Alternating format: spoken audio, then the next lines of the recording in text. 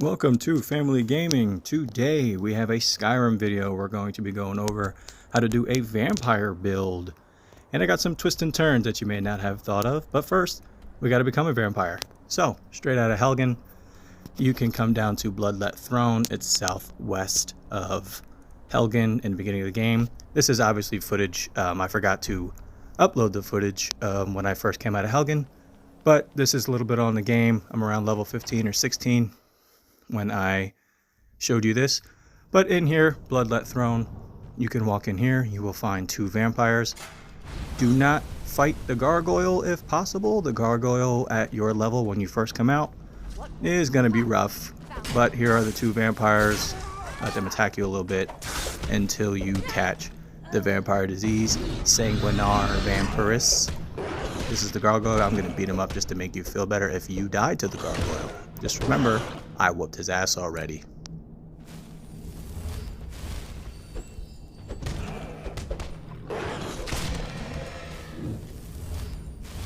I also received messages about which difficulty I play at, so I'm just going to show you here that I play on expert. So this video, the damage and stuff that you will see, the damage I take and the damage I give is on expert. If you play on adept, you will be giving out more damage and you will be taking less damage. Moving on, we make it to Whiterun. Here you have Farengard. He will have the spells Calm and Fast Healing are the ones that I pick up from him. There is also Fear and there is Frenzy that you can get at the Winterhold College. There's also an enchanting table here, and because we are working with Sneak, we are going to rob him. But enchanting is sort of an extra. It's just good for enchanting armor and or weapons if you use one-handed weapons. I am going to be going over how strong you can make a hand-to-hand combat here, because you do get a special ring when you side with Harkin in Castle Volkihir. But this is the enchanted table that you can use for free. You break down stuff, you use soul gems, and you can craft your own things. Give yourself better health, better sneak, better one-handed attacks, stuff like that.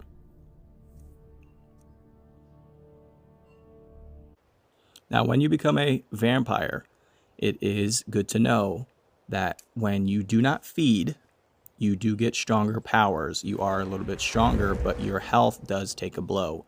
You get this cool invisibility spell, which you can use whenever you want, but keep in mind that as soon as you click on something or if you hit something, just any type of action, you will appear again. Your magicka also takes a hit. It does lower. Also, for those that like to do alchemy or have never tried it, if you gather wheat and the blue mountain flowers, you can find them all over the place. They do make a quick health potion, and as you upgrade alchemy, the health potion actually is still pretty good just using wheat and blue mountain flower. As you can see, my sneak is not up very high, but because I am a vampire, I do get a bonus to sneaking, along with a bonus to illusion. I will get into the illusion part in a second. First, I'm going to go through the hand-to-hand. I do start off as the Khajiit because they do start with 22 base damage, because you get plus 12 for having a claw ability, and then you just have a base damage of 10.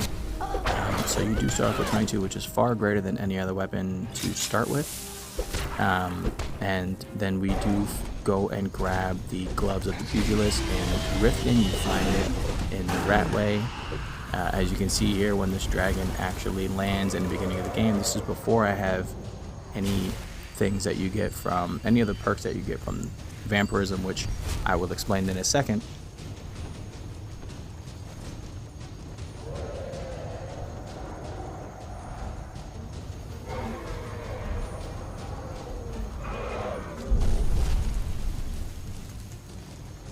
So as you can see here, when the dragon lands, we can deal substantial damage to him, and pretty quickly, because swinging your fist when you are not holding anything in either hand, you can just keep on swinging. And this is where we do utilize our healing spells, which we do use restoration in this build. It is not necessary as far as like vampire lore goes, but it is useful because I'm up close and personal.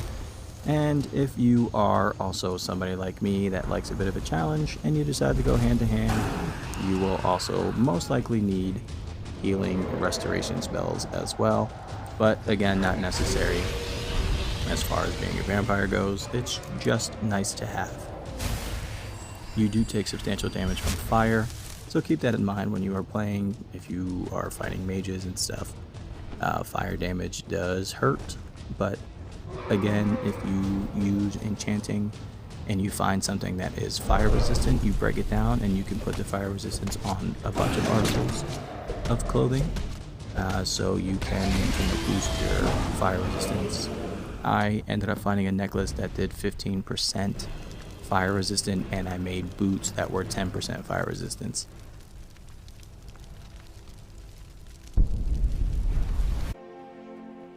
We rushed until we got to level 10 so that we can start Dawn Guard. I will go over the stats right now. We do focus on sneak because you are a vampire. Vampires, as far as the lore is concerned, they are always hidden in the shadows.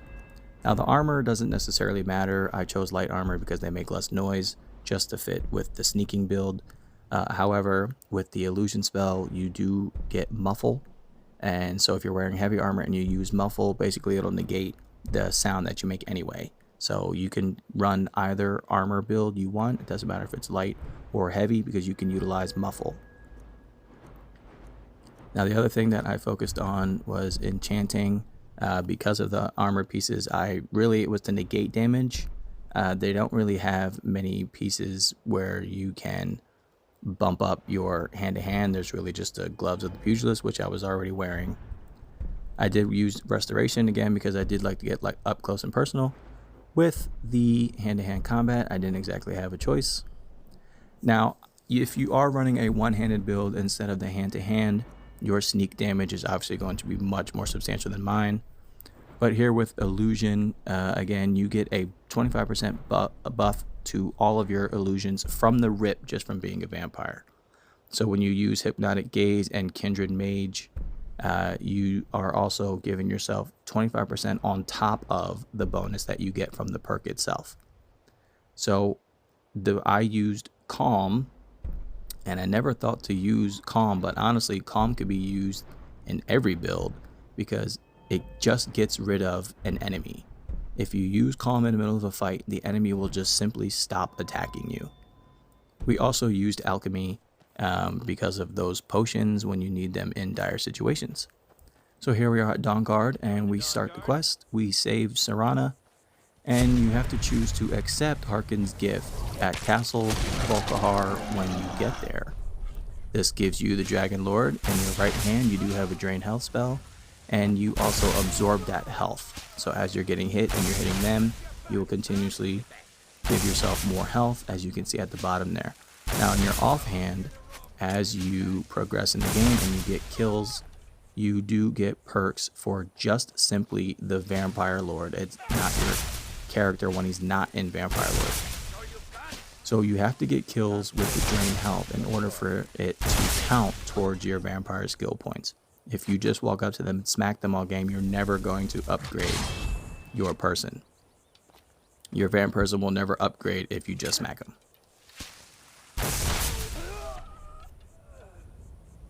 Now the Drain Health works on everything that you hit, including dragons, as I will show you later, including creatures, which you will see in a minute.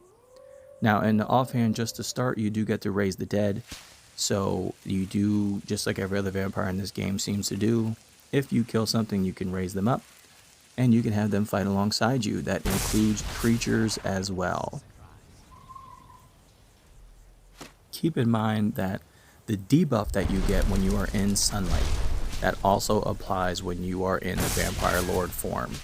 So this is not going to protect you from your health being drained or your magicka being drained. It is best to do this at nighttime if you're fighting outside. When you are indoors, it doesn't make a difference if the sun is out or not. You're indoors, you're not in direct sunlight. Now also when you are traveling, if you are traveling at nighttime, the Vampire Lord form is pretty fast, which I will show you guys as you continue to watch this video here in the background. And there are two forms. You can use the magic in your right hand and in your left hand, or you can switch to this form where you just claw. Now I thought that the claw bonus and the bonus from the gloves of the pugilist worked as long as you had them on before you turned into vampire form. I can't confirm that it does or not. I'm going to assume it doesn't, since vampire form is its own, basically it's its own upgrade system. So I'm going to assume that it does not.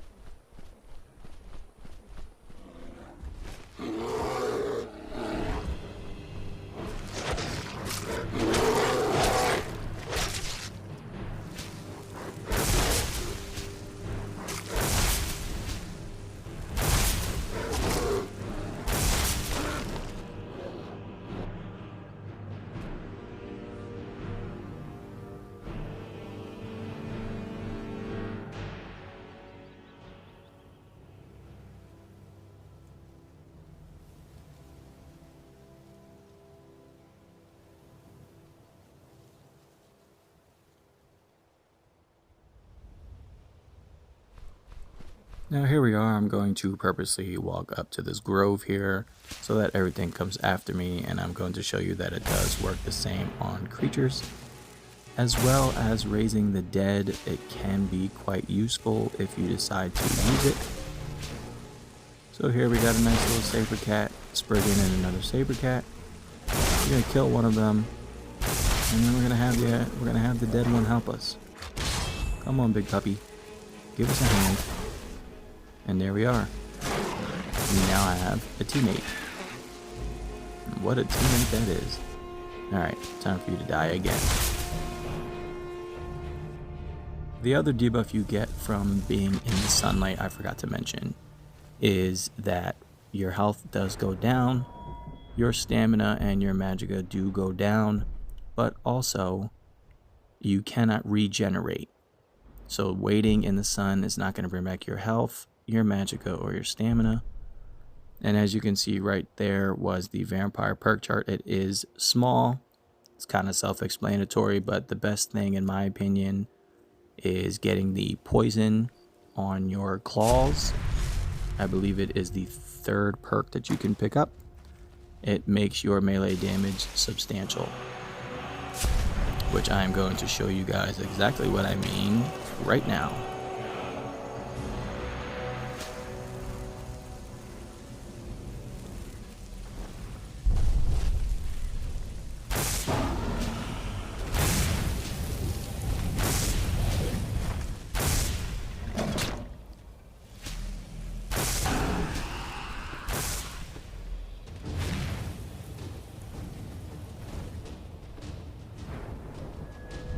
Here we are. I'm going to show you guys the perks.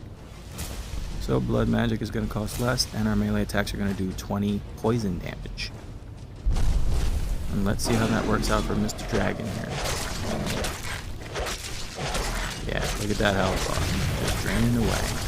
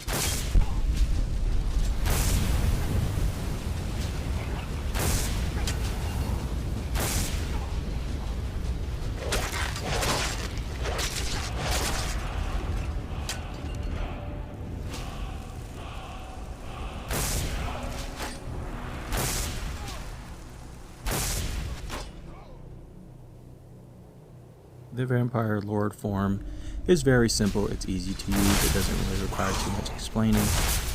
But this is what I'm going to explain here is you get put on a side quest from Sadri in Castle Volkihar, and he gives you 2 useful rings that you can utilize. One will be the Ring of Beast. It grants you 100 health and 20 unarmed damage, and yes, this works when you are also in human form. The other one is the Ring of Uridite, which will give you 100 magicka, and it gives you faster magicka regeneration.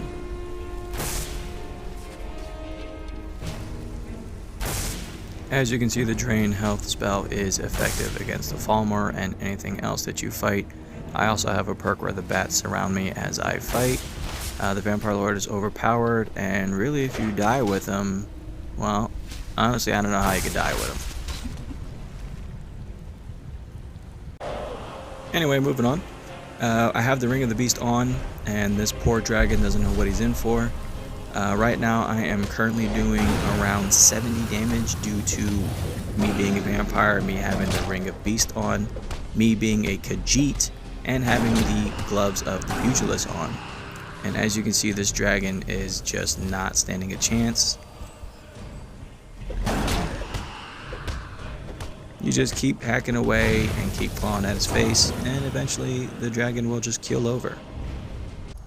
It actually is very strong, and just to show you guys what the dragon does against the Vampire Lord form, just to give you guys a little variety, the Drain Health spell is still going to be your best bet. However, if you are rocking the unarmed build and you have the poison on your Vampire Lord, you can still do a lot of damage like you can see here, and the damage does tick over time from the poison. All in all, it's pretty crazy. Now, with the Vampire lore itself, they do focus on illusion, which is why you get a 25% boost to illusion. Now, as I was playing this game, the gameplay seems to be all over the place because I was figuring it out as I was playing my playthrough. So forgive me if things seem kind of jumped around. I also just got done figuring this out for myself. So when you guys do this build, if you listen to anything that I say, or don't, doesn't matter to me. But if you decide to listen, you'll be able to figure it out faster than me because I'm giving you sort of a guideline here. But definitely, illusion can be used in any build. Now there is frenzy and there is fear. I decided not to use either of them because I couldn't really find a great way of using it consistently. Frenzy in particular, it makes enemies fight even each other. Now, there's very few situations where like they're all grouped up. You have to like purposely walk in front of a couple of enemies and let them chase you for a little bit and then use frenzy. I personally, I don't like playing that way. I just like to kill them as they come. But when you use calm, you can use it right in the middle of a fight, and in the middle of that fight they will just stop fighting. So these guys actually grouped up, and I used the Drain Health and killed them all. See, this actually would have been a decent spot for Frenzy, but this is the only time that I could think of using Frenzy. But anyway, I got paralysis in my left hand now from upgrading. So poor Kamatu here is just, he's just a play toy, pretty much. But anyway, back to the illusion spell. Calm just gets rid of enemies. They'll stop fighting, they'll walk away.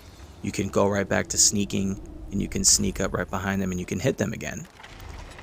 So as you can see here, she's attacking. Now she's not. She's just gonna walk. In her case, she's gonna run. And I do have the Ring of Beast on, so yeah, they need all the help they can get. But with Calm, they can't. And it lasts for 30 to 60 seconds, depending on which one you bought. I didn't need to make her stop fighting, but it's kind of funny.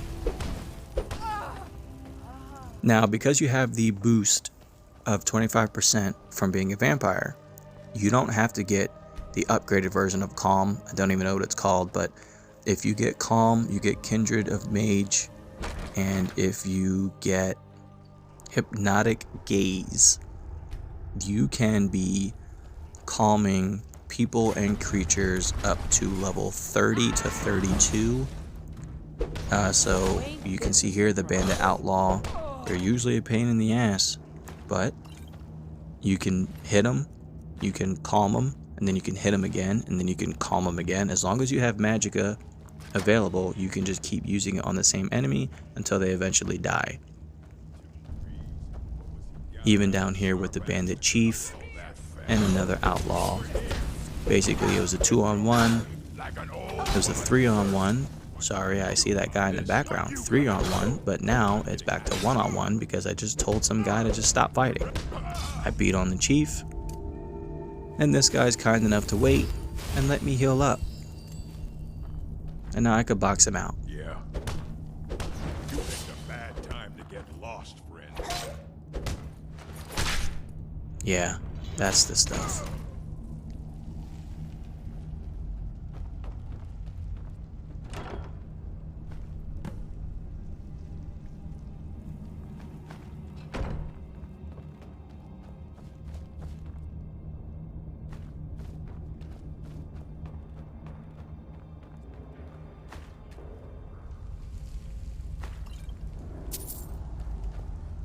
Now, in these games, I do feel it is important to point out that traveling is always your best friend. Doesn't matter what kind of build or whatever it is that you're trying to do. Traveling gets you nice gear, like the stuff that I found here. It also gives you gear that you can break down and enchant, as I mentioned earlier. You find weapons that are already ready for you to use.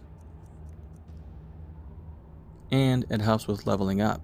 If you walk around and sneak, your sneak will level up. If you walk around swinging your sword and hitting everything, your one hand is going to level up. It's easy to level up by exploration, so any build you do in this game, always explore.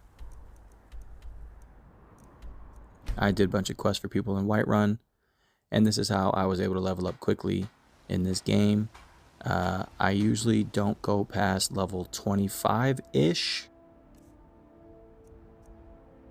And that is usually because I just want to hurry up and try a new build. Now here, when you do quests in Castle Volkihar, they do give you the Potion of Blood, which is the same as feeding. So if you don't want to waste your time feeding, finding people that are sleeping so that you can feed, just drink a Potion of Blood and do a bunch of quests to just have a handful of them at a time. So now that my build has come full circle, I finally put it together at level 15, and I was now keep in mind that if you are using one-handed, then your one-handed is obviously going to be much greater than mine. You're also going to be dealing a ton of damage if you get backstab in sneak. But like I said, I wanted to do hand-to-hand. One, I like the challenge, and two, I really wanted to test out how much I could do with my hand-to-hand because of that ring of beast.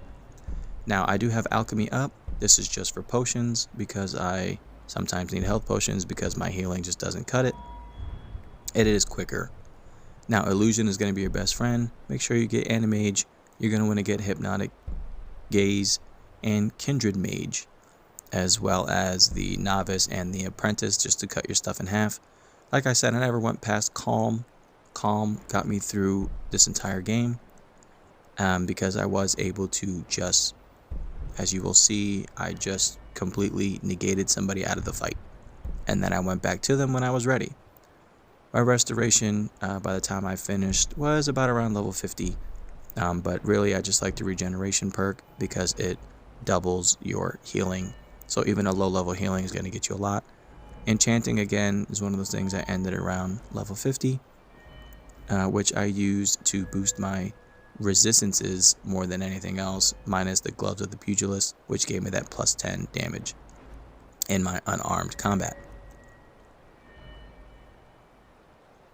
Now, if you also wanted to play around and you, as far as vampires, you like the conjuration aspect where you like to summon a friend with you, then you can also add in conjuration and the reanimation spell.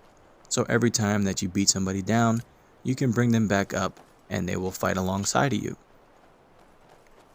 Now here we're going to storm Northwatch.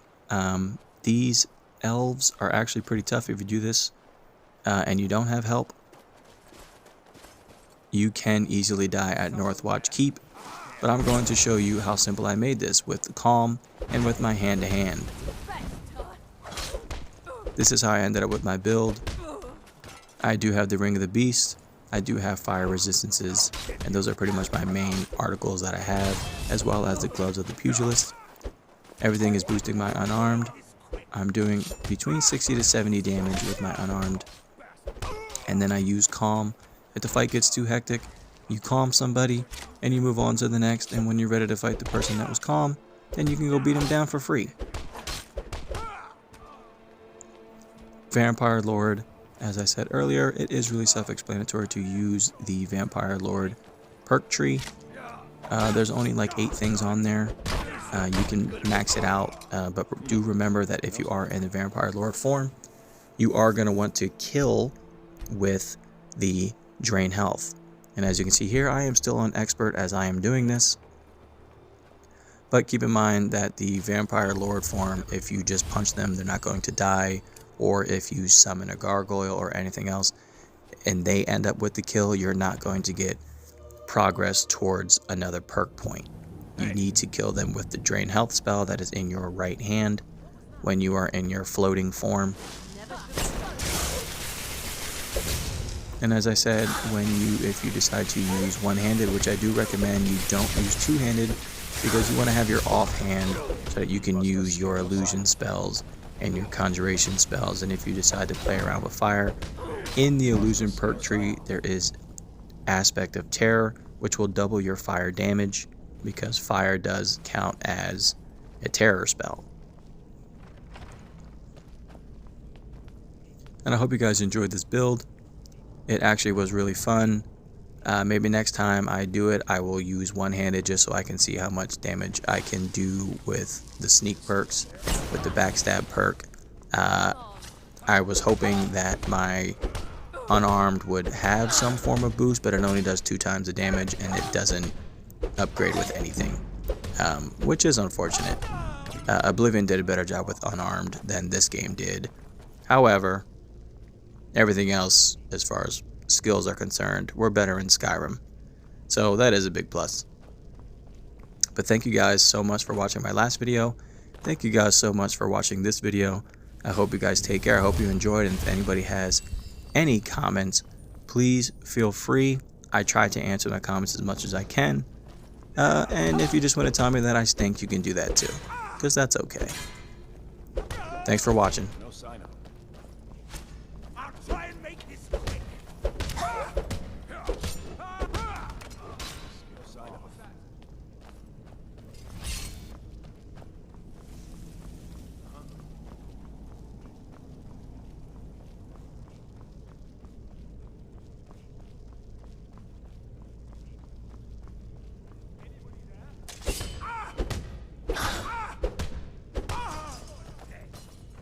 This what you want? Ah! Do your work! Or I heard something. Huh?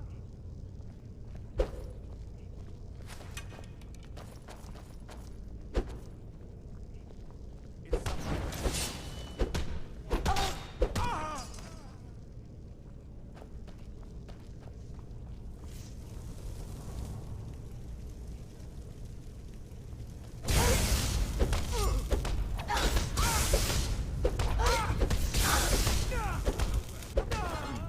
I was sure I heard.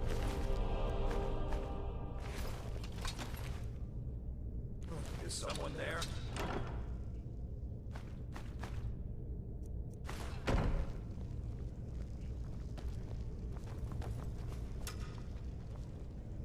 You there. I never thought I'd... We need to get to safety as soon as possible. Let's move. What was that? Hello? I'll fix you good. Another fight. Someone do something. No more! I yield! I yield! I'll see you burn! Must have scared him off.